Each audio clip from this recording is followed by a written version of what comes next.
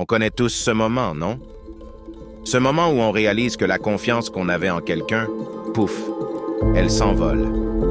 Que ce soit un ami qui vous a trahi, un amour qui a fini par mentir, ou même un collègue qui vous a poignardé dans le dos, ça fait mal. On se sent comme trahi, perdu.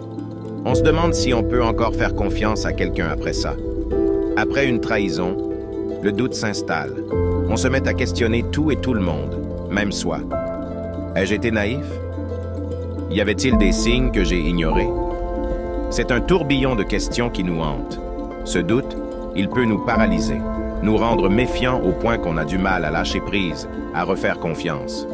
Mais le truc, c'est que vivre sans confiance, c'est comme conduire avec le frein à main. On n'avance pas vraiment.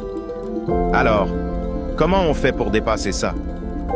On ne peut pas juste oublier, mais on peut apprendre. Chaque trahison, aussi dure soit-elle, c'est une leçon.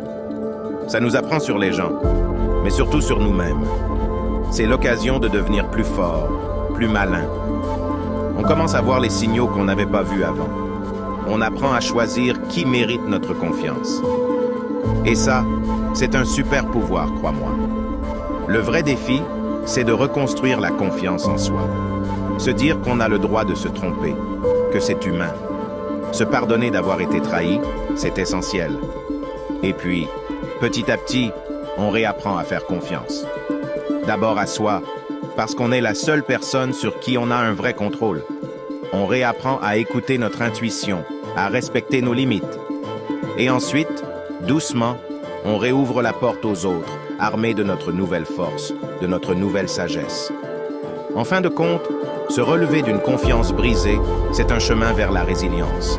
C'est accepter que les déceptions font partie de la vie, mais qu'elles ne définissent pas notre futur. On devient plus fort, plus authentique. On sait mieux qui on est et ce qu'on vaut. Alors, si la confiance est brisée aujourd'hui, souviens-toi que demain, tu seras plus fort grâce à ça.